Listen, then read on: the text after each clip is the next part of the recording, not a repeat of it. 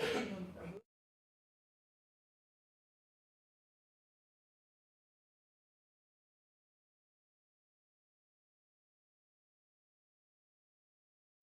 right, welcome everyone to our special work session. I should probably just say work session. It's not special, just a work session for later school start times. Appreciate every board member joining us tonight. We are missing 2 members, unfortunately, but I'm sure we'll have a robust discussion about this very important topic. Before we get into it, we're scheduled for about an hour and 45 minutes. Dr. Hillman's here to help walk through some new information that can share with us and help with our conversation. But I did want to ground us where we are. We are recording this, live streaming for the first time for work sessions, not something we typically do. So for those who are maybe joining us for the first time in this conversation, I just wanted to catch them up to where we are in this conversation. So we started talking about this issue in December at a work session. For those of you who recall, Amy brought it up as part of our last summer conversation. Then we finally got to in December as a work session. We had another work session in late January, and then we've talked about 2 additional board meetings. Our original project plan had us voting on a decision at the June 8th meeting, but as discussed at our April 27th meeting, we opted to extend this conversation into the fall. I'd like to thank Lorraine and Nancy with Benjamin Bus for their work to help us consider potential bus route changes. I'd like to thank Dr. Hillman, Val, and Kelly, and other district staff who have contributed to this conversation over the last 5 months. This is a substantial decision for our board and, of course, our community. As a reminder, this conversation is grounded in decades-long research as shared by Dr. Kyla Wallstrom with us in December about the importance of quality sleep for high school students and how school start times affect that. Specifically, the science suggests that an 8:30 a.m. or later start time is ideal for the benefits to be fully realized. I'm sure some of you will share your thoughts tonight about the various benefits. There isn't a simple step to arrive at a solution without high cost or restructuring our schedules across the district. We serve students in our district across more than 170 square miles, and some students already experience bus rides longer than 1 hour. With that in mind, our goal tonight is to work through the IROD process, similar to how we approach the Reimagine Northfield High School project. Dr. Hillman, you shared some of that information this morning. I'm hopeful we'll work towards some consensus on potential changes, if any, and give Dr. Hillman direction, particularly around how to frame our survey questions for the community. We also want to move toward clarity on direction as we transition leadership in the superintendent role from Dr. Hillman to Dr. Anderson. Does anyone have any questions before we get into the next step?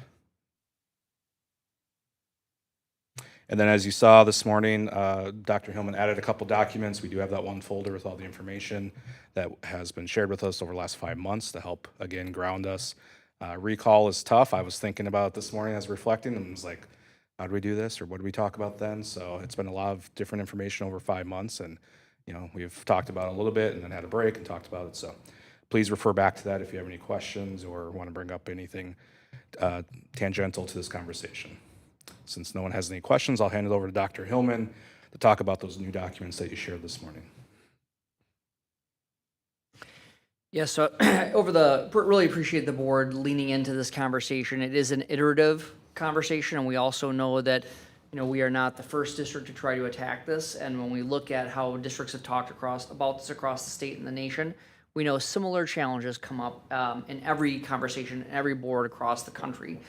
One of which is transportation. And so I had several board members ask me if there would be a way to try to quantify how much we pay for transportation compared to similar sized districts or the state average.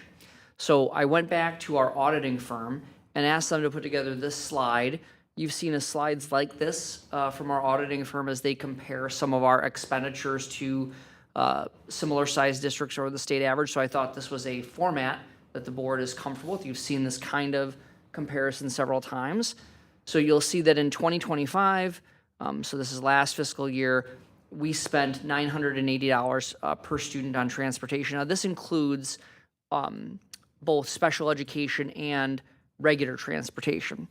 You'll see similar sized districts from 2,000 to 399 spent $1,020 per student, and the state average at $1,136. So we're fairly close to peer-sized districts. And one of the things I've learned with transportation spending is that for as many districts as there's unique transportation needs, right? Whether that be You might have some small districts in the southeast part of the state that have some geographical issues, right, that they run up against for transportation. You have some districts in more rural parts of the state that are really large geographically, and that impacts them. You may have a smaller district, but it might be much more dense. And so one of the things that I have continued to learn around transportation and specifically related to this topic is you have to look at it from what is your reality, what is the value that you place on providing transportation beyond what the state requirement is, and what should that balance be with other areas of expenditure. So I think this gives you a flavor for how much do we spend compared to peer-sized districts and the state average. And I'll just hop in there. I have a thought on that, but also want to remind board members, since we don't typically have work sessions at this space, feel free to jump in whenever if you have a question or comment. You don't need to be called on by Claudia or me. So, thank you. And I appreciate this. I was one of the people who was asking for this because when we talked about the potential flip of the time and it was going to be a $600,000 increase, that's sticker shock, right? And we can equate that out to FTEs. But it's hard to conceptualize or contextualize rather what that really means. We have about a $4 million transportation budget currently. So that's about 15% increase, which is not insignificant, but without knowing about peer districts, it's hard to know if we've been saving $1 million a year. I know with our hybrid model, we certainly have been saving dollars, but this is helpful to put in context that we're not really that far behind on costs. So even though I'm not in favor of the significant increase potential, this I thought was worth having as part of the discussion because maybe it could get some people there if we realize we've been, quote, underspending for many years, and that's a place where we could put some more money into to have a trade-off. So thank you for putting this together. Yeah, any other questions or comments on this particular piece of data? Is that underspending or just being much more efficient? Yeah, it's a good. I think it matters which way you look at it, Jeff. We've been very efficient. As we do know, we run one of the most efficient transportation systems we can with our circumstances. Yeah, I think that should be lauded. So I appreciate the distinction on the word choice. It's tough to say, should we be spending more? Because of course not. We should never want to spend more. But if we were in the bottom 20% of costs, like, well, maybe we have room to adjust there. But I appreciate that. On a separate note, with gas prices going up, I know that within the bus company, there's a point where we start paying more. And I'm hoping that things are, going to go down. But is that going to kick in anytime soon? Because, gas is really expensive. Yeah, I'd have to go back and look at that particular number. I don't have that number memorized, Jeff, but I know that Val, when she was giving the general fund presentation, said she anticipated that the fuel escalation clause would kick in. Yeah. And so I would anticipate it will. We just don't know the answer to that yet. That's just another number to consider. Yep. Any other this slide makes sense to people? Any other questions on this one? I don't have a question. I was, I guess, trying to do a little math and try to figure out if we did spend that extra 600,000, would it put us just at the state average? Like, Yeah, so I think per student? we'd have to do some work on back mapping it. I think we would be, I'd have a rule of not doing math in front of people. So, fine. but it very well could. I mean, you could be right. We can certainly take a look at that. And again, the one thing that I just want to remind folks is every time that we spend another dollar on transportation, we have to take it from somewhere. And we've said before, again, there's the documented benefits of changing your start time. If you look at all of the cascading medical, both physical and mental health benefits, and you say, okay, yep, we're going to get these benefits for students, and we may have to lose some of these other resources that we have, which would typically be positions. Is that trade-off worth it for us? It very well could be, right? And I think that that's the important thing to think about is, yep, if we were to say we were going to spend another $600,000 on a particular program or class size reduction, we would look at what's the research say about that. And I think that's where you're wrestling with philosophically. Just a side question. How much money will we be getting from the increased fund payout if that goes through the legislature? It was like $28 a student or? Yeah, I'd have to look at the, I haven't seen that yet, the final run, so I'm sure I can get it, I just don't have it. You're talking about the permanent school fund. Right, right. So that's what you're talking about, just to bring people, is that's the potential constitutional amendment that would increase the amount that schools get from the school trust lands. And, that goes back to some land that was purchased for schools back at the start of Minnesota, the beginning of the state. And we've been schools are distributed some of the earnings from that school land trust, and the constitutional amendment would give schools more from that school land trust. I have to go back, I wanted to say it was maybe a couple $100,000 for us, nothing more than that. It was good, but it didn't appear to me to be where it was gonna be a game changer. Right, but it's something. Absolutely. And it's some found money in a sense that we haven't budgeted for yet because we're waiting. And I would encourage the board, to continue demonstrating its fiscal discipline, because, we know that the math problem is still not in our favor of declining enrollment. We're hopeful that these 100 homes that are in Dundas will yield students and that will stabilize, right? If it does stabilize it, then I think thinking about how you spend that additional money would be a prudent thing. And at the same time, if we continue to realize the decline in enrollment, that kind of fund, those kinds of funds could be, really that defense, if you will, against further reductions, right? Because it would help us keep our fund balance at the goal. Well, and it's wise not to spend money we don't have yet, so that's going to go to the voters. And I think the that voters that's will decide if exactly. we increase And that. I think it's something important for the board to think about is, how is the school district going to help local voters understand that issue? That's a constitutional amendment, and so that's going to be an important piece. And I don't believe there's a set number yet. I think that's part of what they're figuring out still. So there's a range, and it could double to maybe triple. I think right now it's like $40 per kid, something like that. And I know we've got a hard stop for people who are going to so I want to move on. Is it okay if I move on to the other document? So I did share another document. So I did ask, I had a couple board members request thinking about what would it cost if we were to actually do 2 true tiers. So what I mean by that, it's really a double tier, right? Because it would be 2 separate routes. So you would go back to just our current transportation system right now. Buses go to the rural edges of the district, pick up all of the K-12 students on those rural routes. They come back into town. They do a route in town for our secondary students, middle school and high school. They drop off the students at the high school. They drop students off at the middle school. Now, mind you, those K-5 students who got on the bus on the rural routes are still on the bus. They then go do a neighborhood route in their elementary neighborhood and drop off at elementary school. So that's really a tier and a half. This double tier would be 1 bus route goes out and picks up the students in the rural areas and in town with would be a completely separate elementary tier. So the buses would go out and only get elementary students. And then you'd have a separate tier that would get secondary students. So if I, live in Webster and I have an elementary student and I have a middle school student, 2 buses would stop at my house where only 1 stops there now. So this would increase costs significantly. And so the anticipation is when we look at regular transportation. So like we said before, we spend about $4 million a year overall on transportation. About half of that is for regular routes.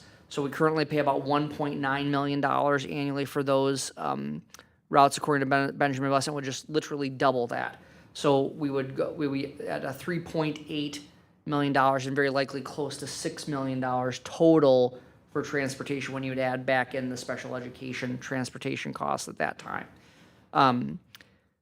The other challenge with that is that you would also have to do some more things with the pickup and drop off times, because you wouldn't be. I think Benjamin Bus is concerned about how do we get those buses in for the elementary and then get them back out if you're going to try to use the same buses, right, to be able to pick up students again. So there would be a longer time frame between pickup and drop off, if that makes sense. So right now it's pretty tight, right? There's your pretty tight time frame, but it would just cause a little bit more of a differentiation between the start time of school at the elementary and the secondary, and the release time at the end of the day. So we didn't go down that road yet of, because I just didn't want to do any more work if that was not something that the board was really interested in, but we did want to get the data for that. I just also wanted to point out that another board member asked an interesting question about what if we actually ran the morning like we have suggested in terms of having, switching the times where the elementary students would basically start school at around 8:15, high school at 8:30, and middle school around 8:37. But then in the afternoon, continue dismissing like we do now, to where the high school would get out first, still their same number of contact minutes they have right now. Middle school get out second, and then elementary students get out last. So elementary students under that concept would start first and end last. So the bus company's anticipation is that would increase the student total elementary day by about 45 minutes. So you'd be talking about, around a 4 o'clock or a little later dismissal time. Again, just, I want to really clear, conceptual, right? Don't want anybody to think that that's, a particular option on the table right now, but it's conceptual in nature that the board could, that would be, the bus company does anticipate that would likely be cost neutral from a K-12 perspective. Remember, the NCEC is its own animal that we'd have to work through. The interesting thing about that is if we were just to move everything 45 minutes later, we'd still have the elementary school ending at 4 o'clock. But this gives us a longer elementary school day, which could be good or bad, and possibly additional charges. And we would have that too. I just don't see and I would love people to tell me what extra that gives us other than having the elementary school students in school for 45 extra minutes compared to just moving everything 45 minutes later. Yeah, I think it was just a conceptual piece of, could the elementary students start earlier when they're ready, right? And then have that extra time at the end of the day. It was just another way to look at how could you adopt this in a cost neutral strategy. Certainly not saying that either one is better than the other, just another way to think about it that would be, as best we can tell, cost neutral from a transportation perspective. So those are just the two new documents, and I think that when I had spoken with Corey, I thought, we've been successful with this IROD process in the past about trying to identify and having board members build this. This project is going to transcend superintendencies, and so I think it's important, the great work that you did in the superintendent selection process where you built your work together, similar here. So I'm happy to be your, between Kelly and I will be your scribes and work through in terms of what are the discussion, when we say about discussion items, when you think about what you've learned about the issues that are related to changing our start times, what are the issues that you have been thinking about? Because what we'll do is we'll build particular discussion items. While we're building the discussion items here at the table, Kelly will put in the background resources that we have in the shared folder so that you can have those linked. And then as we move through each discussion item, board members can give their reactions, what they like about, what is good about that particular discussion, what concerns them. And then we can work through, this will set you up to work through multiple options. We might get to a couple of options tonight, right? That we know there's only 2 or 3 options. But does this seem like a reasonable way to try to catalog your discussion? I think it does. Maggie, did you have a comment before? Well, yeah, I Dr. just Hillman? wanted to, I guess, claim or admit to the question idea about flipping in the morning but not in the afternoon. I think as we got more data around what the start times would be in the morning, I realized that the elementary start time wouldn't be that different than what it is now. And then, so I was thinking, well, how could we do this in a cost neutral way but still have, not elementary starting at 9 something. So that was sort of the idea. And I, full disclosure, I really like coming up with ideas and also appreciate people giving feedback as to why an idea won't work. So I would love to have a further discussion about that potential. It wasn't meant to be criticism. In fact, I thought it was very creative to come up with that, but and I thought it through, and I was thinking, well, maybe we could, split the difference and, and come up with weird times. I think there's a lot of room for creativity here, and my question was quite serious of, is there enough advantage to doing that we would want to do it that way? Yeah, and I think this is where maybe Dr. Hillman and I differ in that I would be open to, I think what you said, maybe shortening the high school day slightly so that the elementary day isn't quite so much longer, right? So you're right, kind of splitting the difference between how those things happen. So maybe, just throwing out like it's a 3:15 high school end time, and then the elementary would get out at 3:40 or 3:35 or something, so those are things I think right, the details could be worked out at some point. It's more the conceptual, like what would this mean for our district if we went that route? And I'll just add that I'm intrigued by the idea as well, and I think some of these comments will come out in the process to the pros and potential challenges. I know contracts would be a concern, particularly with the elementary, but then if we start touching length of days, that could affect other parts of the contract as well. I know we've not broached that subject before, but I think it's worth exploring in the process moving forward. Doesn't mean we're going to go that route, but I think it should be on the table. Before we move to this, though, I do want to see if there's consensus among the board to maybe put the 2 route tier to the side. I don't know if I personally don't see as a feasible option, just given the cost. It's nice, but if we had sticker shock around $600,000, I can't imagine how 2 million would be better. So are folks comfortable with just taking that out of the conversation moving forward, or do you want to keep it in? I'm comfortable. That's fine. Good, Jeff? Okay, just that way we can kind of narrow discussion points and keep our conversation maybe focused on the flip and then this hybrid or this new thought, and then keeping things exactly the same. Or pushing everything. Or, I'm sorry, and then the 40-minute delay. So we have a few options still at play. Say something? I think it was Apple Valley that's even started their elementary earlier. And I think that, and you would know because younger kids, the elementary, they're ready to go and sharp, in the morning. So it's kind of like, getting those kids into school earlier and getting them home earlier seems to me like a good idea. Well, that's what the science would say, for sure. I read an article today about the Minneapolis school system a while back, had changed all their starting times around, and they have a lot of elementary schools, and some of them started at 7:40, some of them started at 8:40, and some of them started at 9:40. And then after a year, they went back and talked to the parents and the teachers and everything. And basically, their conclusion was that 8:40 was the kind of those 3 options was the sweet spot for them, because with 7:40, they had a lot more absenteeism and tardies. It was really hard for the families to actually get the kids to school that early, so there was an increase in that. And the 9:40, it became hard for those kids who had before school care, because some kids were in before school care starting at 6:30 a.m., and they didn't actually start school till 9:40, and by that time they were tired. So 8:40 of those 3 options for the Minneapolis School District was the one they decided was the best.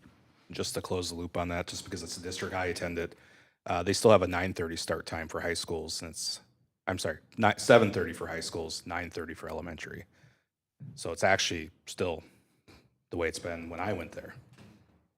There was a recent article about Apple Valley where they were doing some elementary school switching, and there were parents who were used to a 9:30 start time for their elementary schools, and they were being switched to like 7:40 or 7:45, and they were very upset by this switch. So It's driven by transportation issues. right, they needed to do a different tiered system. So I think there's lots of flexibility to the start time. We just have to figure out what works best for our community. Okay.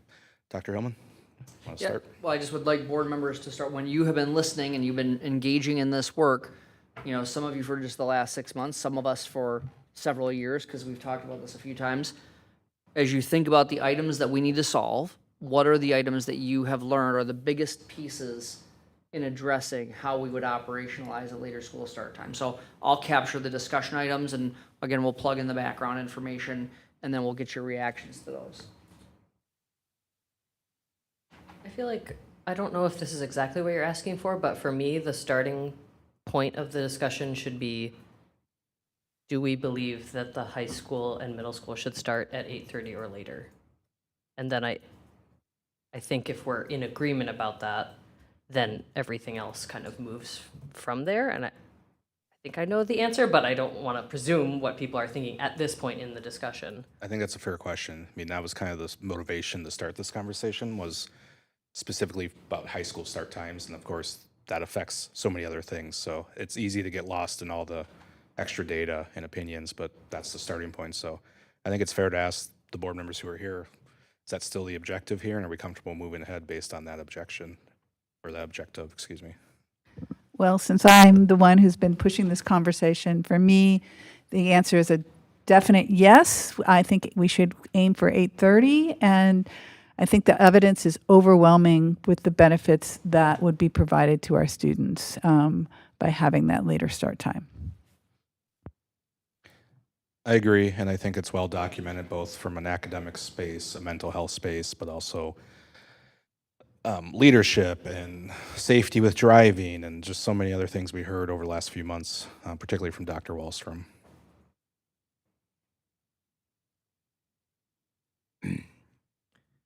I would say, I know the consensus is that the data supports that anything after 8:30 supports the benefits. But yeah, I'm just kind of wondering, my thing is, I mean, what are we at, when do we start school at 10:02, 5:02? So, I mean, what's the difference between 8:20? To me, it's like, and then when do you get out of school? It's not to me as much as, obviously when you're starting and you're taking that, it was nice back in the day to get out of school at right around 3 o'clock. So, I mean, I guess So another discussion item down the line could be the end of the school day, right? What does the end of the school day look like? And I know from sorry, I should let Claudia chime in. I also feel I feel very strongly about the data. If the data is showing that 8:30 is better for students in terms of, the whole student, academically and mental health, then I think Maggie phrased it very well, that we start there and then we build around it. I also was realizing just now that I feel like there's a lot of pressure. Obviously, we had a date in mind when we would make a decision.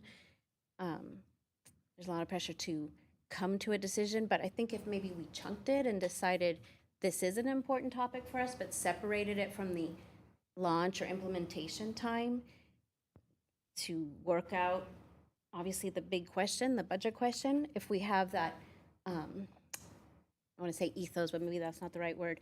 If the board believes that an 8:30 high school time is best for our students, then we can set that's what we believe, and then work towards changing it, but not be tied to, we got to get this implemented when the high school opens or at a certain date, because the obstacle right now obviously is financial, and we're not going to fix that in a short amount of time. So I would say I'm very committed to the idea of moving the start time, but I'm not committed to getting it done on an X date. Appreciate that, Claudia.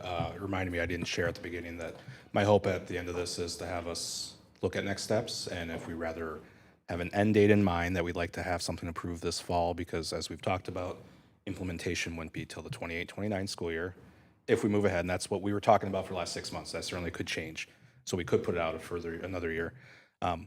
If we'd rather have an end date in mind to vote on this, and then work back from that and build the calendar of how we get there, or approach it, like you said, chunk it and just kind of take it little by little and not put that pressure on us. On the financial piece of it, I think that's the biggest, for me, that's the biggest puzzle piece. You're right, I want to move the time, but working out the financial piece. So if we chunked it and just worked at that. Well, we have technically 3 cost-neutral options, right, out of the 4. Yeah, I think it's going to be a balance between kind of what is maybe seen as more disruptive to Right. families in the community versus what could be just throw some money at the problem. That's sort of where I think we're going. And I hope that partly, I think, Claudia, what we can do today is fill out this document with some of those questions and see, like, how far are we from really making a kind of recommendation, or how close are we to asking the community specific questions, right? Can we go forward with a few options? Because we're comfortable with any of those options. So yeah, I think like there's that. definitely, I just wanted to add that, yes, I think we should start middle and high school at 8:30 or later. And I'm just grateful that we have this board to do it with, because everyone is very committed to thinking through the options, and I think listening to the community as well. So I feel good about that. Jeff, your point about the difference between 8:20 and 8:30, I kind of felt that way too. And then it was, when you look at the data, it's very clear that 8:30 with how the circadian rhythm works with these students. And if you look at the survey of our students who say when they go to bed, how much sleep they're getting, there seems to be a clear alignment that 8:30 is the hard science. And you wouldn't think 10 minutes would make that big a difference, but all the case studies and all the examples in our state that have shown it somehow does make a difference, just those 10 I minutes. understand that's what the study says, but if you could show me, or I could lean towards seeing a district parent consensus towards that, that would, lean more towards the 8:30. I mean, I'm not, yeah, so that's kind of what I was looking for, because I mean, it'd be, if you have the parents and students, in agreement with that, other than just changing things and they're not, and just throwing them something that's just based on studies. I mean, it's the parents and the students, I think that, they want to make sure that they've got a buy-in and a turnout, on this sure. process too. Yep, and that's where the community survey will come into play.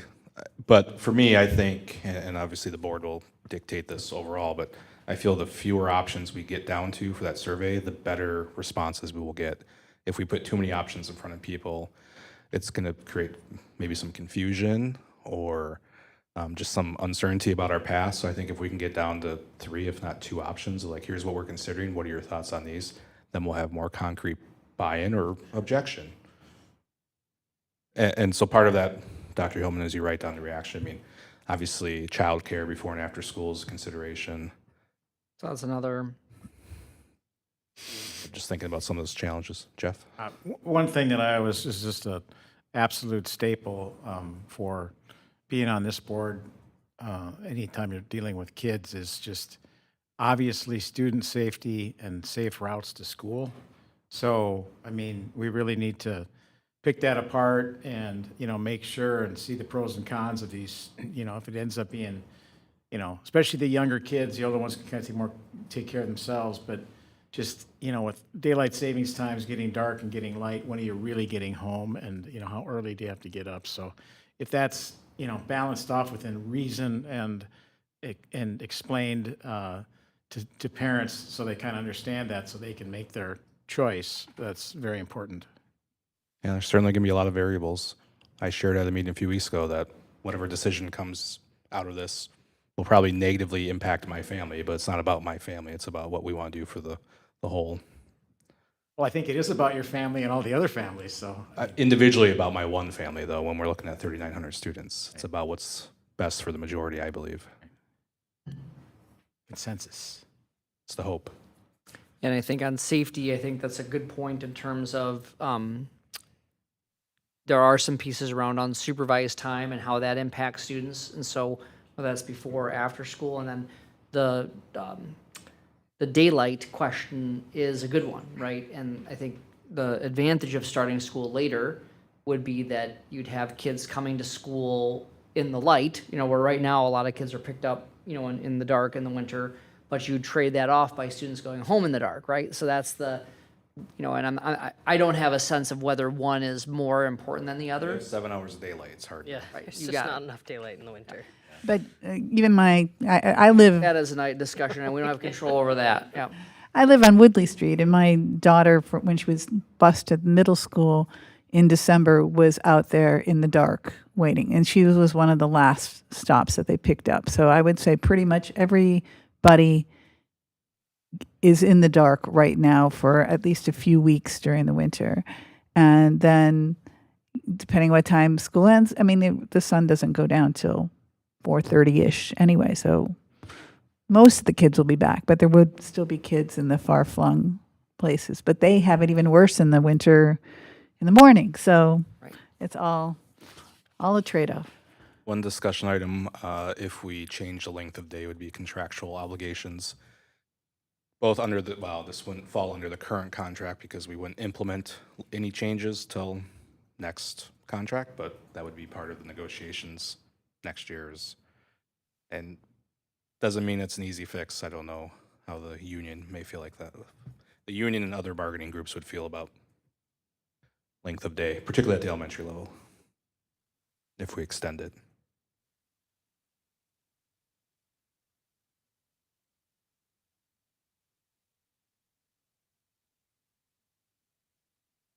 I wonder if one discussion item could also be that question of whether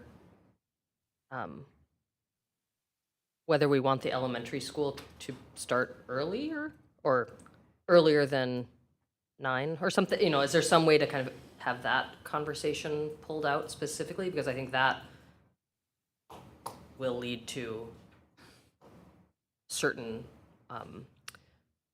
time schedules being put on the table if we have, you know, consensus around elementary start time.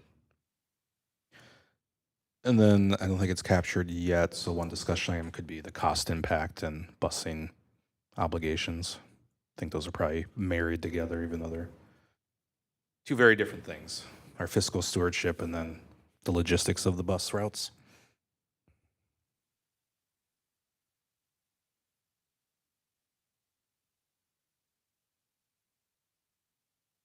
Other items that are worth discussing, things that are on your mind about why this may or may not work? I think this would be in the how long should the school day be, the document that we had about the athletic release times. Yep, got that. We can, Kelly's plugging all Thanks, those Kelly. things in. Yeah, Yep. as she was typing, I was like, oh, that one would also be useful.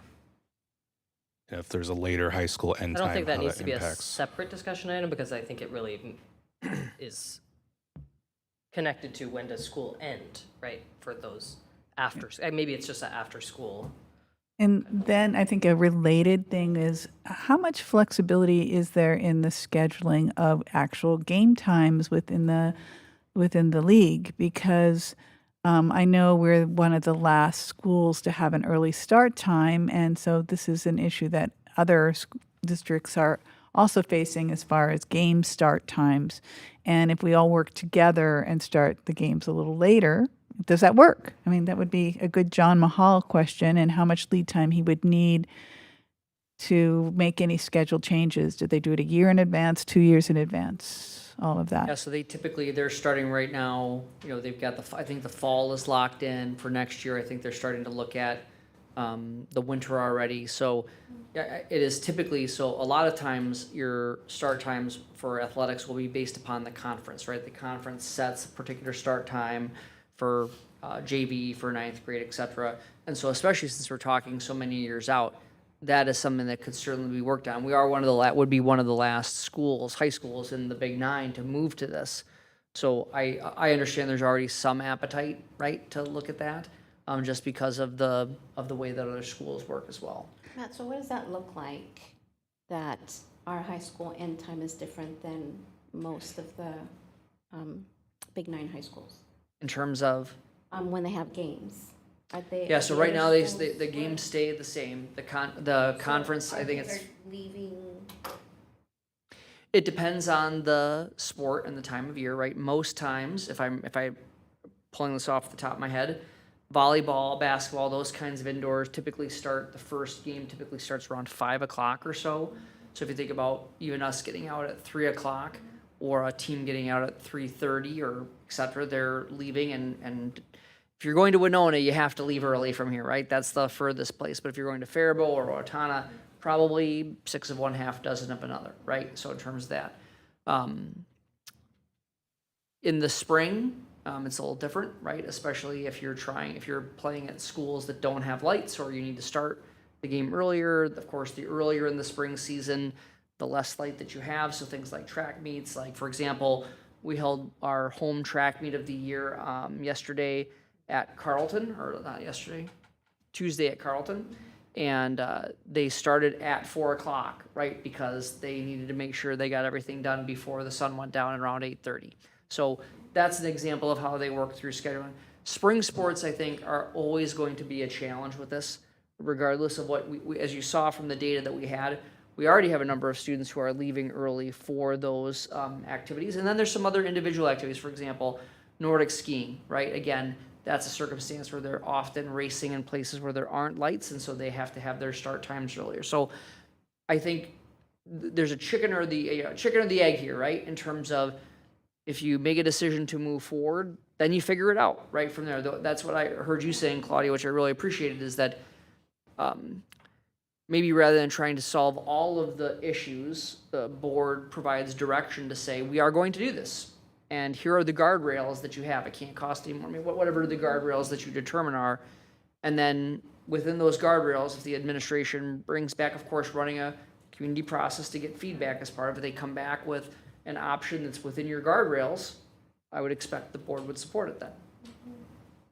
That would be another sort of general question I have is how can we best leverage the expertise that we have in the administration to involve them in this question and sort of bring them on board, and also any ideas that they would have. I know at various points, different high school schedule, and, as far as the period scheduling and things has been discussed, and whether that would be something that would want to go hand in hand with something like this. Maybe it wouldn't.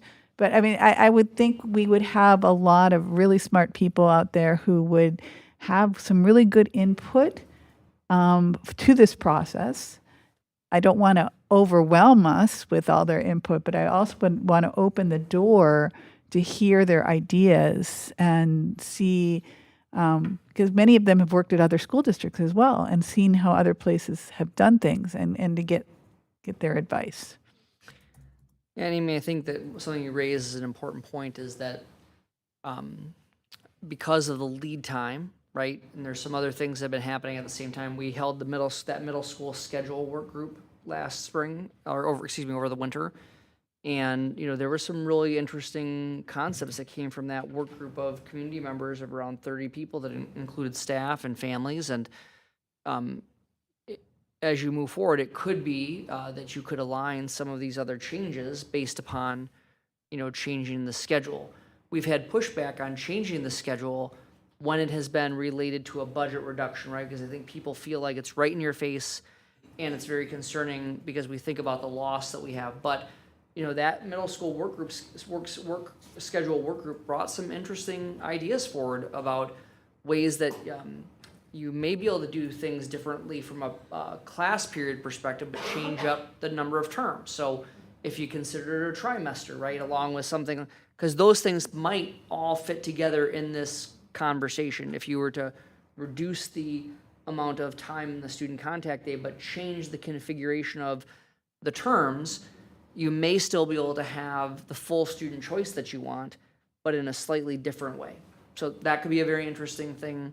Now, the more things that you put together, though, then it muddies the waters, and any one of those things then may derail the main thing, which is right now trying to align. You may have some value adds that come along, but I think focusing on what's the first domino to fall, if you will.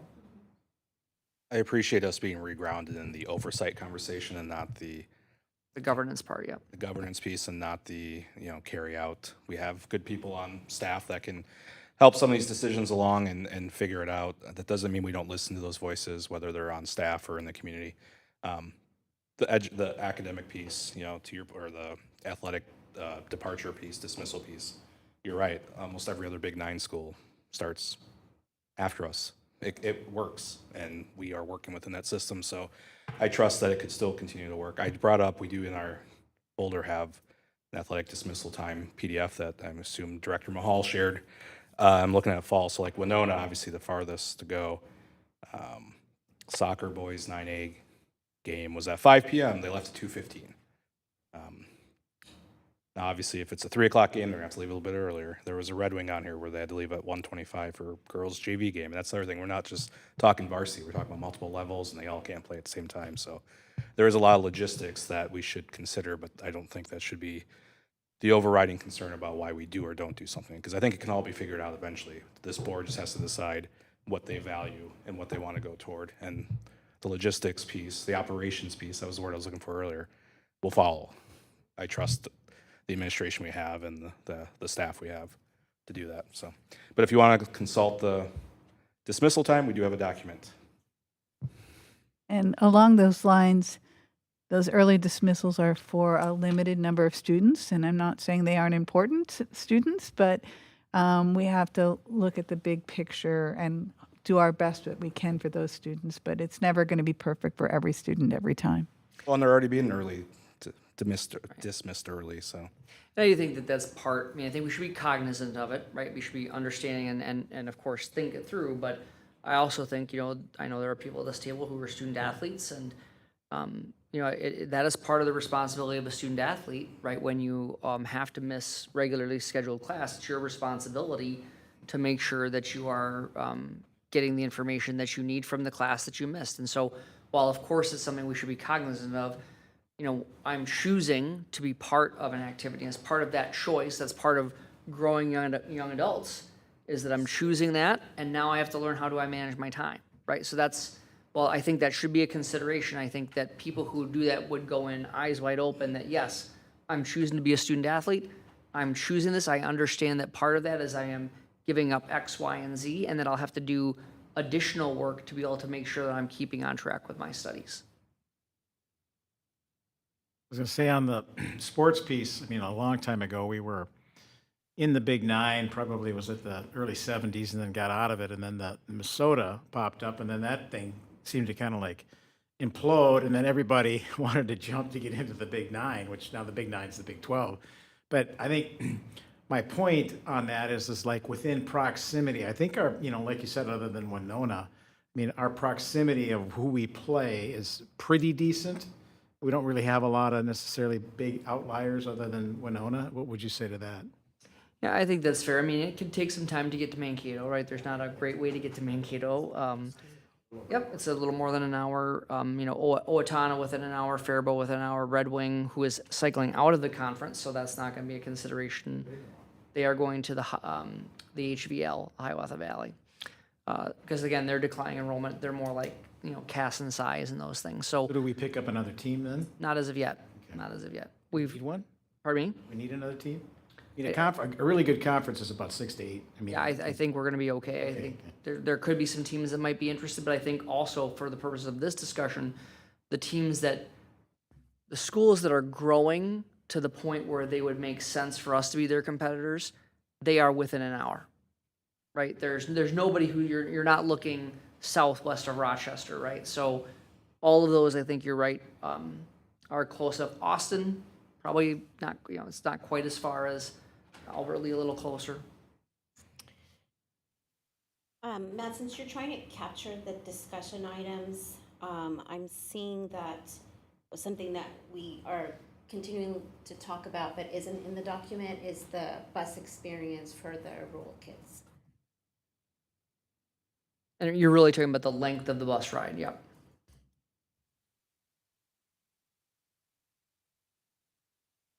And I think that that's an important part in terms of, because that's one of those pieces that drives the operational, right? So as you know, when we've done things like in the past, now we're calling them guardrails, right? We used to call them guiding principles, right? Similar pieces. And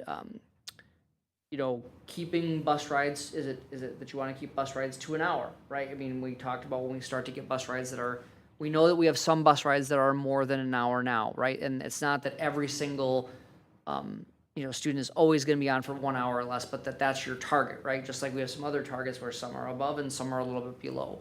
But that target of length of ride, that is an important discussion for you. That what I've used as the guardrail with Benjamin Bus when we've seen additional costs has been 1 hour, right? Trying to make sure that no one is on the bus for more than 1 hour. That's what requires then additional buses. So I think that's an important point. If you're comfortable with something more than that, like if you're comfortable with someone having a 75-minute ride, I'm not suggesting that, I'm just saying that's a good guardrail to say, nope, it's got to be 60 minutes or less. That then helps decide how many buses do you need. Well, the tie-in with my sports question was obviously the more you extend the day, the earlier you'd have to get out to get to some of those longer places to go. And I don't think from, where we're at, there's, not too, because I know Hutchinson was always a ride to really get there. So I think that's to work out, and as a three-sport athlete, I mean, to get out earlier in the day and maybe to have some time to take off to relax or whatever before a game or whatever kind of help. But I think that, obviously, that piece could be, worked out too. Yeah, that's an interesting one, Jeff, because there's the question about relaxing before the game, and then you've got the research around starting school later that shows better athletic performance and fewer injuries. So there's a good question of, in the athletic part, that was one of the more interesting things in the research to me was that athletes actually recover faster, and they're subject to fewer injuries because their bodies are. So it's a good question: is which is more important, right? That time before the game or the time to recover after the game? That's a fair question to discuss. I remember when my daughter was playing lacrosse, they would use the bus time to do their homework. So it was kind of built-in homework time, which was great. I do think if board members have reactions to the length of the bus ride, because we're getting a number of things using the IRAD process, but if you have reactions to what the bus time, I think that's an important one to get down because that is going to be a key driver. So what are board members' reactions about the total length of the bus ride? Do we have any complaints these days with we're right now we have a target of an hour, right? And what is the general community sense that you hear? I get few complaints about length of bus ride right now. I know there have been some, and we might get it once, right, from someone. We do have a few people who we know are more than an hour who are at the edge of the district. But overall, I have not gotten a tremendous amount of concerns about the length of the bus ride right now. A handful of people for sure, right, but it's not something that I get regularly. And our target now is an hour? 60 minutes, yeah, that's the goal. Again, I want to be clear, there are some folks who are at the edge of the district where that is longer. Is it some routes or some families? Well, I think it's probably both, right? Because there's the families are on the more than routes. one bus? I don't know the answer to that. I would venture to guess it very likely is more than one bus, but I don't believe it's every bus. But we can find that So out. then there's several families in each of those buses that are being impacted. I'm not even sure if I can say several, but there are. It's a smaller number of people given the entirety of the district. And they're on those families, those students are on the bus 60 minutes, and some of them a little bit more than 60 minutes, because they're also on a bus that does some in-town routes and then heads Yes, out. that could be. Yep, for sure. Okay, so we don't know that piece. Yeah, well, we do know that, if I'm getting picked up if I'm an elementary student who gets picked up I think the first pickup, we've got some first pickup and drop-off times. I understood typically about 10 to 7, maybe some of the first buses are picked up. And then by the time you get back into town, right, and you do your routes, So they have routes. So is there a scenario where we have, or maybe we've already talked about this and it went over my head, where we have buses that are just doing the rural route and maybe they're smaller buses? It's a question. I don't know that that's a solution. yeah, and you're talking about, Dedicated Yep. and smaller. I do not believe that I think one of the pieces around, you want to try to get as many students on a bus as you can, right? Because makes it efficient. Sure. So I haven't heard the question framed in that way. I will say that there were some suggestions around a transportation model where you would target a larger chunk of rural students going to one elementary versus a boundary discussion. That was just an idea that had been brought forth in terms of some transportation.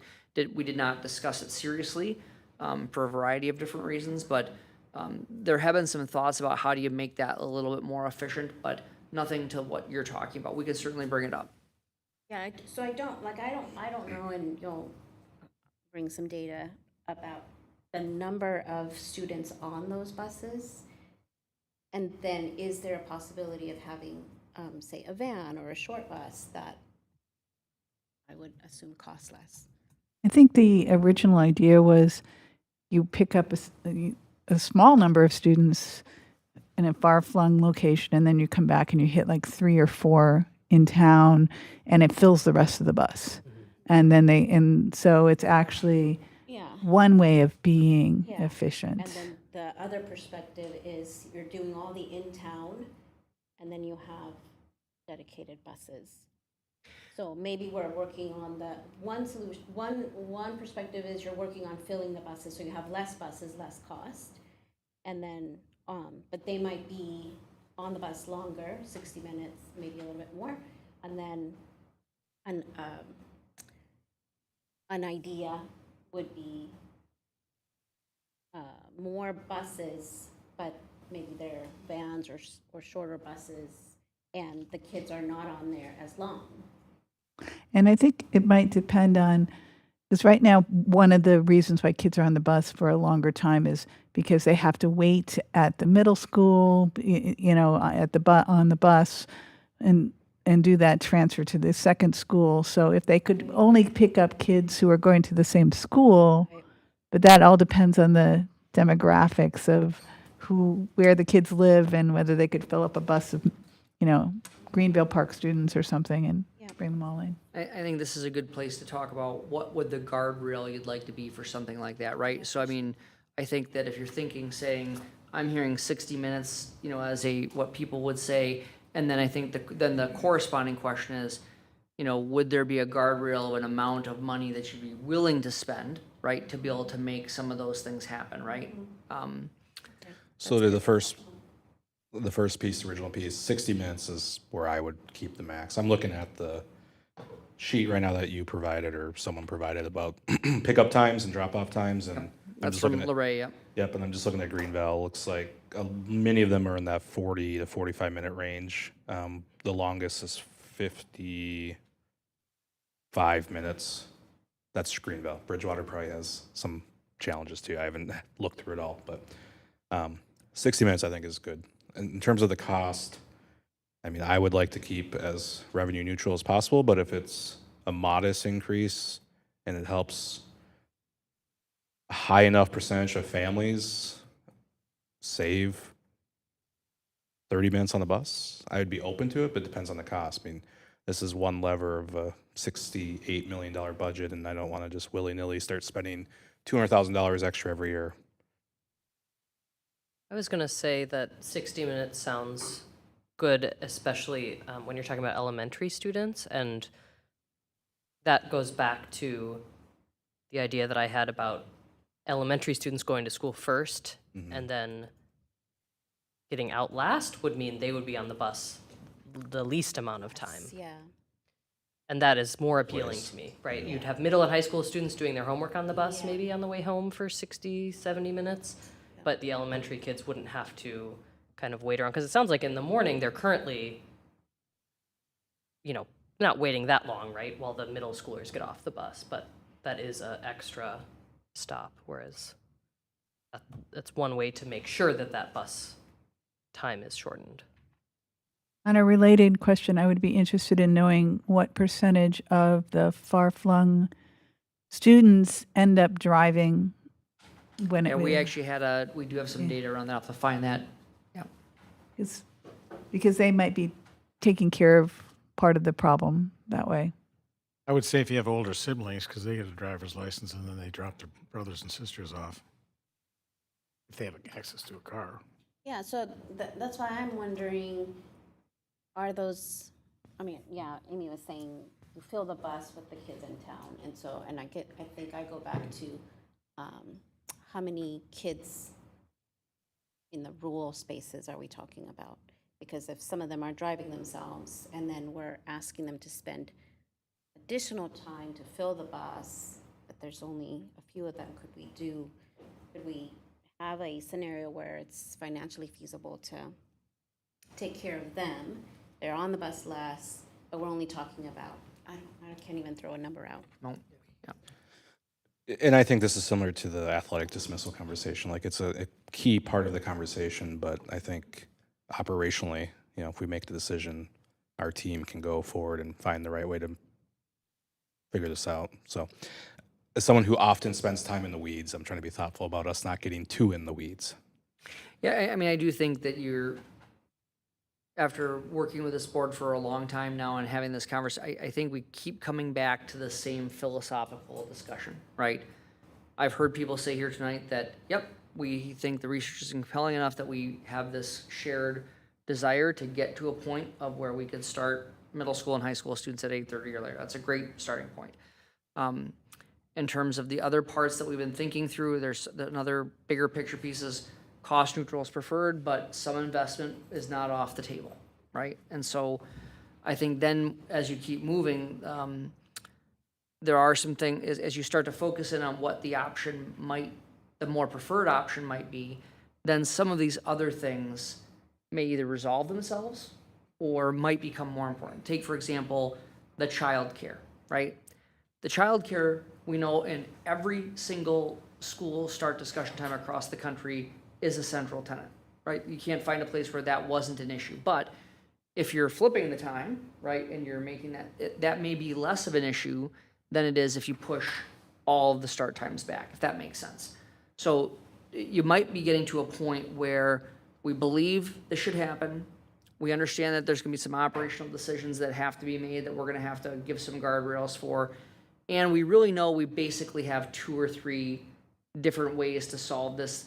As I've shared before, that it does appear that the logistics of this are unique to each district, right? Even though there's the same problems, there are some unique pieces that there's only a certain amount of data that's gonna help you, at a certain point. And I personally think we're there, right, in terms of that.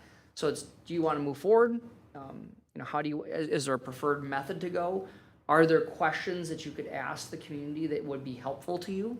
I did write a couple of survey questions that would love to be able to get your take on. But I would be comfortable going to that step. I think you're right, Matt, that this board, the 5 members are here, and I think other members would agree that we are committed to the idea of getting there. So that means we need to present the public, the community, with ideas. And since the idea would be for change and not necessarily affirmation for what we currently have, I would suggest that we move ahead with proposing the 40-minute delay and then potentially Maggie's option. Narrow in on those and see how they can work. And part of that could involve additional buses, whatever cost that might be. I don't know how you would articulate that in a survey, but I think if we can narrow in on let's 2 see options. how I did. Did you already have it? Perfect. So I can just show, because I think this is an important part of the hour in terms of, now I want to be clear, what I'm looking at is I was listening to board members to try to determine what did I think what information from families or community members or staff would be helpful for you. So again, this is a rough draft. This is just, there's a little bit of introduction to begin with. Then I've actually linked Dr. Walsum's presentation from December of 2025 in here again to try to provide people background, because I do think when you talk through this, the initial reaction will be, don't mess with my morning coffee, right? I mean, and I mean that with the most love, right? You talk about changing people's daily routines. The initial reaction is always going to be, or almost always going to be, no, please don't do that. So if we're trying to teach people about this as well, right? Why is this important? I think that's a good thing. And then what we did here is I've got one demographic that I'm not quite completed with yet, but because right now this demographic question is just in the 28-29 school year, I'll have the students at the following grade level bands, because it doesn't matter where your kids are right now. It matters where they would be when you make the change, right? I mean, so people have to look at, I think another demographic question would be whether you're a staff member, whether you are a family, whether you are a student. I think we should be asking students' perspectives here. So are you a community business owner, right? We've got that list of stakeholders, if you will, who we would want to be able to identify, but I think there should be a demographic section. And then this is what I think is that creating each section. So in this case, I wrote switching start times and trying to give 3 bulleted points about what does that mean. It means that elementary students begin and end school at roughly the same time they do now. Middle school and high school students begin their day at or shortly after 8:30 a.m. Their end time would be at or shortly after 3:30 p.m. And I'm using round numbers here. I'm not getting to the, this option would likely increase the transportation budget by approximately $500,000. I think you want to be somewhat specific, but not down to the minute or down to the dollar, if that makes sense. And then this is a tool in decisions like this that I have found helpful over the years, which is more of a 3 option, right? Which is my family would support this option. My family could live with this option, right? Yep, I'm not my optimal, but I could live with it, right? And then my family could not support this option. And then the question then becomes, what support would your family need to make this option viable for your family? So if you've got people who, then you can cross-reference to say, people who said they would not support this option, they said in order to be able to make it viable, they would have to have X, Y, and Z. Now you have information to say, okay, we like this option, and here are the things that basically people who said they couldn't support it would need to maybe shift to the I could live with it, if that makes any sense. So then we just kind of repeat this option. I just called this one pushing all school start and end times later. Under this consideration, it would be pushing, moving all start and end times back by, see, this is where I didn't, got a couple of editing pieces to do here. I just was trying to get general direction, back by 40 minutes, and that this option would be cost neutral. And then here's my family's reaction to that. Same for the, yes, good point. Yep, that's a great point. For the district's transportation budget. Okay, I agree. So my And- point was, this is it could be, is this a useful way for, I mean, I'm just trying to get some reaction as to would this be useful or not for you? I think also with that option, you need to give some, say, for instance, the high school would, instead of starting at 7:50, would start at 8:30. So people would have some times. If you don't have a high schooler yet, you might not know. Yeah, when it starts, exactly. yeah. So to put some timing in there. But in general, I'm liking what I'm hearing as far as this questionnaire goes. I'm going to use the same language that I used with, where it would be middle and high school would start after, At or after 8:30. at or shortly after. So I appreciate you putting the work into showing us, because I guess when I was thinking of survey, it'd be more questions. But I like that this is to the point, so I actually might go back on what I said earlier about narrowing it down to 2, and I think leaving that initial option in there that I did include would be fine, to have the 3 options in there to get a better sense of how the community responds to these choices. I think you need enough detail so people know what you're talking about, but not too much detail. I would say that, and going back with what Corey was saying earlier, with like the 3 options, I think in a sense a binary is kind of very limiting, where I'd like to hear, even through a community group or whatever, some of these other ideas, so you could have kind of more, and it's well overused term, a hybrid possibility, and a little more, thought on that. But it's kind of like anytime there's a binary, it's like yes or no. How do you get more impact from parents that have some other, or people that have some other ideas, and putting that in there? But I mean, is your objective to run the survey and say, these are your 2 options? Or are you trying to run a survey, these are 2 options we're considering, but we could do a hybrid version, based on, I think that's a great question, Jeff. I think absolutely. I mean, you're trying to give people some flavor for what it would mean. And then when you interpret the data, with your administrative team, a logical additional option could present itself. And I think that that's what that community group and the other things that we've done over the years successfully in this district is getting people involved, putting a bunch of people on whatever boards, and just hammering that out, and then coming back with some things. I'd love to see a room full of parents and whatever, just interjecting their points in there and just really listening, parents, students, other stakeholders, and then feeding that back, and then, just really evaluating that information, and we're working for them. I mean, they're the, And as you know, we've got a great system for that, right? Really to make people be able to get their feedback in a very efficient way, and to be able to come and do that in person, whether I'm comfortable in part from a small group or a large group.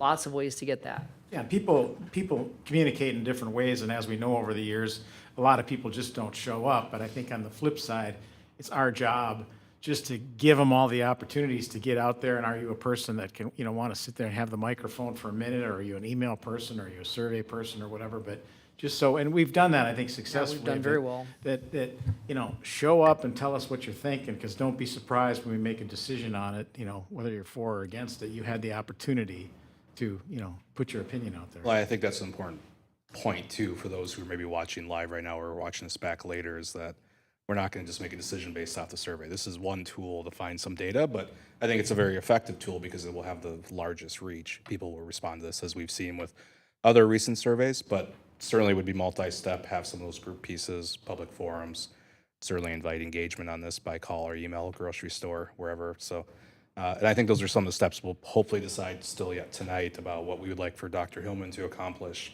in the next 6 weeks, and then what we can carry forward throughout the rest of the summer and into the fall. Corey, did I hear you say you would like to also have in this survey a third option, which is the longer elementary school day? Correct. Okay. Yep. I agree with that. I think it would be helpful to get that out there and hear all of the reasons why it's not a good idea or all the reasons why it is a good idea. I like this survey. I think it's great. I think having a question at the end that's like, anything else you want to share? We do want other ideas, right? If someone has a great idea or a great idea for reducing the time students are on buses, like I think we definitely want those ideas because we're not out there, working in the schools or driving the buses. So I really welcome that. I think this is a great opportunity. It'll be open for some extended period of time. That's not just one evening, where people have to come to a forum. So I think it is a really great way to get that feedback from the community. Are board members comfortable with this being the first of several steps, and then also having the 3 questions and then the open-ended question at the end for Dr. Hillman to move forward with? What's the timeline with the survey? Yeah, I mean, I wanted to wait till tonight, right, so that we could get some feedback around what the questions were, what you felt you needed. If you, I think what we could do is if you were to, would board members want to see the final questionnaire one more time before it's sent out? Would you want to see it at the May 26th board meeting? That's what I would suggest. Well, we have Ben and Jenny missing, and And me. I'll be missing on May 26th. And I'd like to think about the survey a little longer too, so I would appreciate it. So we'll bring it back on the 26th. draft it, You'll and have, then- I'll have one more, now that I've got direction, right, and I just want, a couple things I want to ask. Go ahead, Jeff. Well, obviously, you're not going to be in the district, but I think what we've done successfully before, when you have those opportunities for people to show up and vent whatever they have to say, other than doing the survey and getting them to show up, it's a, it's a Tuesday night or it's a Thursday. I mean, you're giving them some options, and you got some Always time, have. you got some long legs there to get that out there, and then you want to hear people vent. And I think as long as we have that built in, which, I think that's a good idea. And I think we will. I mean, ultimately, we'll decide that, but I think our history shows that we always do those things. So I would suggest that it comes back to us, and Amy, if you want to chime in, since you won't be here at the next meeting, if we approved it and then have it run throughout June, and then the results could be handed off to Dr. Anderson, and then we can pick up on the next steps, which could be, depending on timing, I'm not saying right away in July, but then we could have a community public meeting or 2, certainly have further discussion at the board, and then look at other avenues to collect some of that information, but also help push us forward to a decision, because ultimately it comes down to the 7 of us. And I do think that, I think that this being a first step is what will make your in-person pieces more effective, because this particular feedback, it might cause you to rule something out, right? And so now you can narrow further. I think the other thing that some people are talking tonight about the survey just being shorter than what they thought. In the past, I would have asked the open-ended questions differently. I would have bucketed them a little bit more. What do you like about this? What don't you like about this? But to me, when you can now ask what would make this more viable, or what make this option viable for your family, the advantage that we now have in-house is that the generative AI tools are very good at summarizing lots of survey data like this. So we can more efficiently ask one open-ended question and slice it and dice it in a variety of different ways that would have taken us months to do, in the old way. So I think that's something I want you to think about, in that as you're asking questions of the community, you can now be more natural language, if you will, because we have a good tool that can help us sort through those things. I have one other thought about the survey, which people can agree or disagree with, sorry. Is it possible to list all 3 options on the second page of the survey so people can read through the options kind of together on one page? Sometimes when I fill out a survey like this, I'm like, well, I don't know what the next option is, and I want to think about maybe which one would be best. I believe Although, we is can it do a that. preference, or is your family okay with option A, option B? Should they be looked at independently? Because we're just asking if Well, they could they're live not with going to it. be looked at. I mean, they're going to be looked at in an order, and I think that also will bias. influence people to say things, and then they'll be like, they might in that first scenario say, the support I would need is I think this would be they might suggest something that we already have said. I- The word option, I'm sorry, say that again. might be the word option, you know, change. Yeah, 'cause Go it's not in- a preference. Or. Sure. I would think if you just give them an introduction at the beginning that says, we'll be sharing 3 different options with you, so they know how many are coming. And then, because I think you'd have to explain them twice or, otherwise. And I think people don't read that closely. So hopefully they'll focus in on when they get to the first option, just focusing on that option. I would even say make the wording a little, so it stands out more. Like I would use something like budgetary impact, $500,000, per year. Budgetary impact, no additional, Consistent. I think cost neutral, people might actually not know what that means. So, Good call. and so You're talking about something like this, Amy. yeah, so And make it consistent so they can scan. Yep. right. And you can even say, whatever, timing, you could talk about that. So, and then what I would like to see at the end, I would say this option, or I guess you could say this concept. At the end, I would like to see them rank the 3 options. Because what if they said, my family would support this option for all of them? Would it make sense for us to know what their first choice would be? Or are we opening a can of worms? So I'll let you all talk about that. And then one other comment, since I've been trying to jump in for a while, is I would really like to see this get out before the end of the school year, Oh, for sure. because I think people's brains turn into summer brains. And I don't have any problem with it being open all summer and there being reminders for people to fill it out, but I would really like to see it hit their mailboxes once or twice before summer starts. We've learned some things about increasing the number. It turns out the more that you send it out, the more responses you get. So we used to not do that. We used to just include it in our regular communication cycle. But this year, in an effort to increase the participation in a number of our surveys, we've gotten a little bit annoying, and and it's very clear, right, that we can increase the number of respondents. The one thing I do want board members to consider, I think I like the concept of trying to give people an at-a-glance document, but our data shows that 70% of people read our family updates on a mobile device. So how you design the survey, I think most people, 70%, are going to very likely take it on a mobile device. And so that's another reason to try to keep the survey, the survey questions as simple as possible. Because people, if you expect people to sit down at a computer to take this, you are going to reduce the number of people who are going to participate. I can guarantee it. And so I think that that's just an important thing as we're trying to think through how do you frame this. We're trying to do it in sections. You see the sections where be an individual screen for that question, if that makes sense, so that people would get one of these concepts at a time and be able to, but we certainly can, one of the things we do is try layered communication. So we could put together a Google Doc, right, or a PDF that has all of the things at a glance and say at the beginning, if you'd like to preview all of the options, because then that goes to what Jeff was saying, is that you're giving people multiple options to be able to go as deep as they want, or just say no, no, no, or yes, yes, yes. And I think the question about ranking is a good question, and I'm wondering if you're quite to the point where you're ready to have people do that. I would like to see that at some point, but I was on the fence about doing it here, but I thought we should discuss it.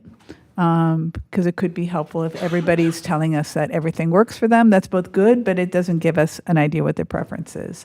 One thing I would like to ask too is that we decide how much time we think this should take. Is it a 3-minute survey?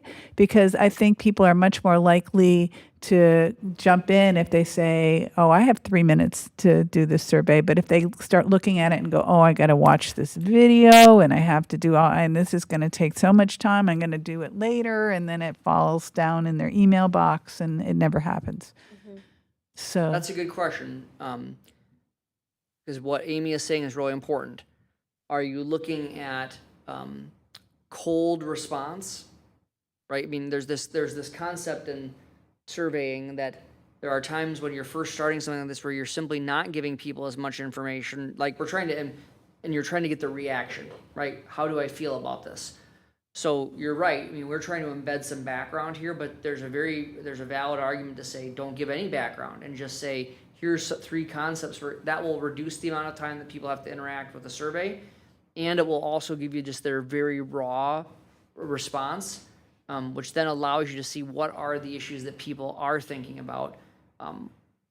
Just a concept for you to think about because it would simplify the survey, right? And then you're really getting people's cold reaction. So a few things. One, it's 6:35. We're scheduled to go till 7, but I know we were going to try to end at 6:45, so just keep that in mind. I think that's an interesting point about the commitment time. I think that's absolutely right. The video, while not required, might look like it should be clicked on, right? And it's going to be what, an hour, 45 minutes, whatever it was. It's about 37 minutes, yeah. I like the idea of the cold versus, I don't want to say educated, but more informed, vote. I think there's value in both, right? I don't know that we'd want to do a survey now and then do another survey when we think people are better informed, throughout the summer and fall. So I think we'd want to be thoughtful about if we want to do 2 surveys or not. I don't know that that's worth it, but Well, lengthen that one sentence that says medical research suggests numerous physical benefits and lists some of the key benefits. some of the context can be added there. And add a little more context there, so it's not, not completely cold, but they can read it in 20 seconds. In terms, go ahead. I was just going to say, on the prompt points, where you have budgetary impact and then you have colon, all of them could be shortened instead of whole sentences to say elementary school or elementary students, and then colon, no change in start or end time. So rather than a whole sentence, just like try to find a way to make them more prompts instead of phrases and sentences. If I was just glancing at it, I'm looking at it on my phone and I'm glancing through it and I see that I can quickly get through it, rather than reading what looks like at first a paragraph before I can And make a choice. even for budgetary impact, say budgetary impact increase, $500,000 increase without the whole sentence. Right, and, well, he has a whole sentence there, so just like. Yeah, I write incomplete sentences. That's a problem for me, yes. If Sound we could educated. find a way of making those short and fast. Oh, I get it. Yep, that's good. and Still then think the word bold. approximate's still important though in that one. Just, yeah. So the Amy, approximately $500,000, since it's actually closer to 6, but Just use a tilde or whatever in there and then getting rid of every word I can. to Amy's point, I think getting this out before school ends is good. So I would trust Dr. Hillman could put some work in this to wordsmith it and then come back on the 27th and we can all review it and give our final thoughts. And then I think within a week you could Well, we have can it out. launch it. What we would do is we'd launch it. Once you give us the final go on the 27th, we would launch it with the family update that will come out the next day. Okay. And then at that, we can also give you a schedule of when we would be emailing people. And we Do often, you have a suggestion for how long the survey should be open? yeah, I think that what I would suggest is I would leave it open maybe through the end of June. And that's what I was thinking, maybe 4-ish weeks with Does- at least 2 or 3 communication I pieces. would say 6. 6, even better. Okay. Does it need to have formal board approval at a meeting? Like, could you just make this and share it with us and take all of our comments and do whatever you want to, and then, share it again if you have to, and then we say just by email, this is great, and get it out? Because I just worry, the 26th is a week and a half away. I'd love to see you have it ready, by Yeah, we can next- have it. I think you got a couple things. One, we could certainly very likely have this ready that I could put in the board bulletin on Monday for people to be able to provide some. I think one of the things that you have to think through here is there a value to having the community watch I wouldn't ask you to vote on the survey. That's not what I'm asking, right? I'm asking that would it be beneficial to have you talk about it publicly one more time? But what I'm also hearing is that, this is a step that is public and you've given direction. And then if again, this is not a straw poll, right? I'm not asking people if I send it out, I'm not saying, tell me what it would be. are there any real concerns that you have about this? At the end of the day, here's what I want to make sure happens. We're beginning with the end in mind. What do you need from this survey to carry the ball forward to the next step? Right? And so what I'm hearing you say is we need to understand what of the concepts resonate more with people. Or are there concepts that don't resonate with people at all? Right? Because that's going to be the next step in your process to filter down. So I think we need to have a chance, like you were saying, for people to say, I'm concerned about the basketball league start time or whatever it is. And so we can get that. But I worry that those sort of concerns will make people vote against everything because, if there's some wording that says, if we can work out the details, will this, work for you? And I think this is an important point. Corey said this before, right? And let's go back to, I think, what is probably the hallmark of public feedback that we have done: budget reductions. I wish it was something else, right? Oh, and the high school project too. If you think about how we did that, at the end of the day, we got a lot of feedback, and as Jeff pointed out, we had just excellent participation in those, of people showing up. With the high school piece, we remember we had surveys that people took at the end of a tour. We know how to get people's feedback, right? Especially if they're passionate about it. At the end of the day, I would advise the board to consider thinking carefully about voting in the survey, because you are the elected representatives of this community, and you get to make the decision. You're not going to concede your authority to do that. You are trying to get as much feedback from the stakeholders as you can to make a wise decision. So I appreciate what you're saying, Amy, about the feedback that people are giving us, but that is to inform you and your decision making, because I can guarantee you this is a topic that you will never get consensus on, right? Because it's ethereal for some people. For other people, it's very specific. At the end of the day, you're going to probably have to live in that that space where you're getting feedback, you're cross-referencing with the research, and you make the decision one way or the other whether to move forward or not. So I just want to be thoughtful. This is not a vote from the community, right? That's not what we're talking about.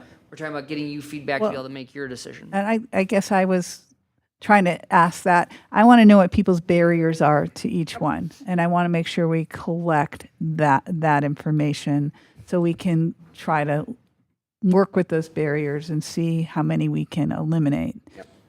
Maggie, you want to I jump just in? wanted to speak to Amy's concern about getting the survey out before summer.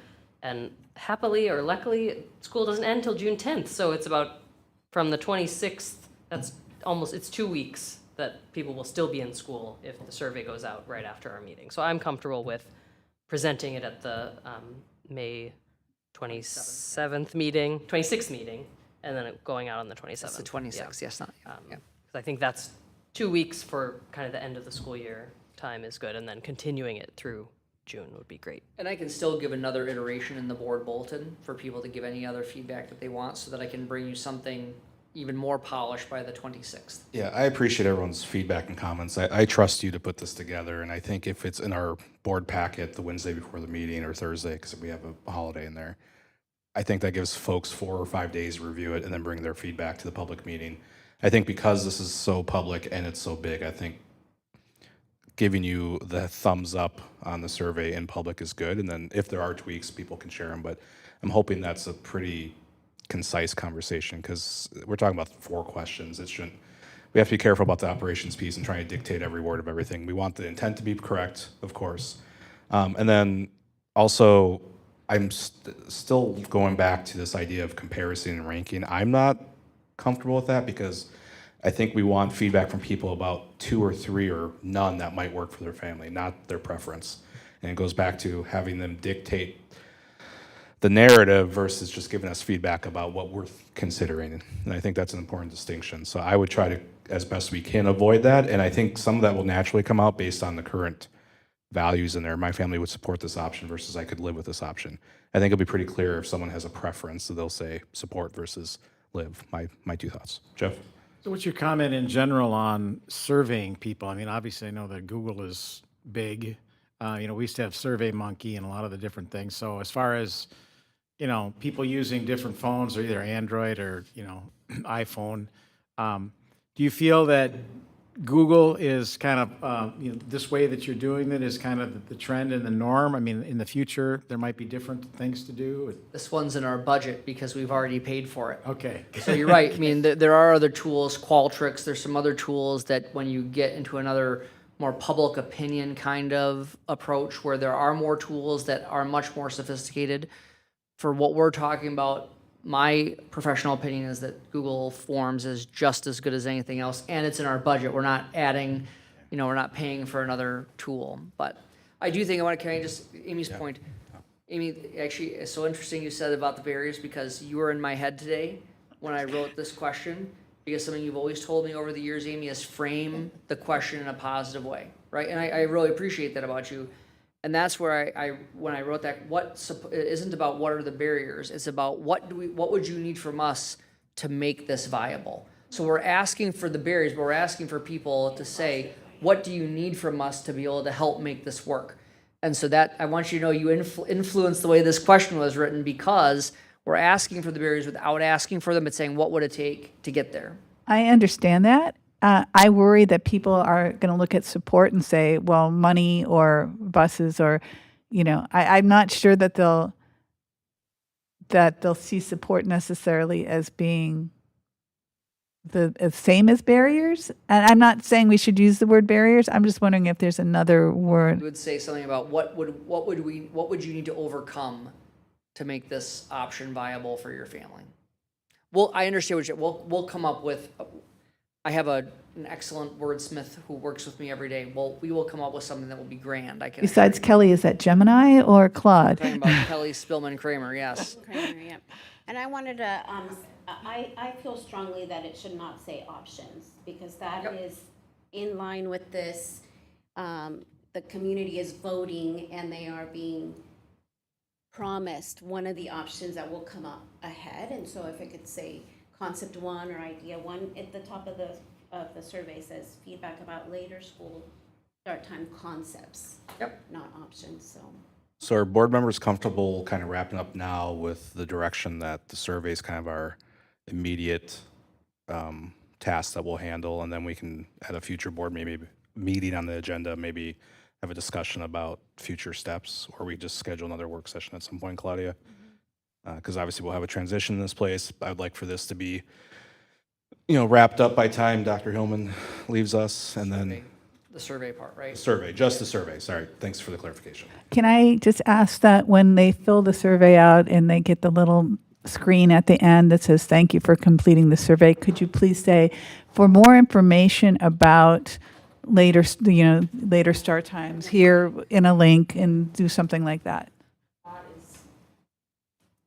A thought is that we don't just send a survey link out in an email. We put a body to the email, and we could link the video itself in the email or in the family, in the family update, it has a little article. We link that video in that part of it, Plenty of context. separate from the survey, so that they could choose to watch the video before they take the survey if they Right. would like. Good too. Or they don't have to. It's good. And you could still frame it as a 3-minute survey then. You bet. And I think what Kelly just nailed is that we would create a page on the website to update people with the process, right? So similar to how we've done some other things, whether it was budget, whether it was the high school project, where there was, a number of other things we've done over the years, putting a landing page to say this is the repository for all of the different pieces of the discussion. It could include all of the documents that we have that are in your folder, right? So it would Some be, of them. yeah. So going back to the idea of the approach, do we want to, it sounds like we're doing chunk 1 today. So for now, we'll continue to do the chunk rather than saying we want to have a decision by October 1st. Yeah, could you update the timeline that's in our folder? Yeah, I think what we should say is that we should basically throw out the time. Yeah, we have to start anew. And that was kind of what I was getting as, depending on how today's conversation went, we could have put forward, we want to have a work session this day, we want to have a public forum this day, we want to have a vote by October 1st. I think we get this, then we can kind of decide when Dr. Anderson comes on, because that's a huge transition, and he's going to have a lot of acclimation, and obviously their start school. So I still am personally committed to having hopefully a decision by fall. Did we but vote on the timeline? I think we just voted on kind of changing the plan to have this not be the public meeting. Consensus around process. Yeah. And I think this is Saying that time. was the I know voter, you're we're- asking that No, now. I don't think we need to necessarily nail down a time, of we're. Yeah, so we we'll just wanna take be- this step and then we'll revisit it at a future meeting to kind of lay the cards out. I think this is one, taking the time, I think is a wise move. So I appreciate where we're at. I think we were very productive tonight. You understand it comes down to a few things. Do you think you should start later? Yes or no, right? Which clearly you've said yes for the middle school. How much money are you willing to spend to make it happen? Or what level of disruption, to the, to families, right? Because I'm not saying disruption is bad, but there's gonna be some disruption, right? What level of disruption is acceptable, right? I think those are some of the big questions what are you willing to give up, if you will, to get what you want? Change can be hard. Very much so. Any other questions or thoughts before we wrap up? Maybe he looks at me. I'm glad you looked at me. No, Thank I'm you. just, you're to my back. So. All right, well, thank you, everyone. Hope you all have a good night. Thank you. Do I need a gavel? Okay.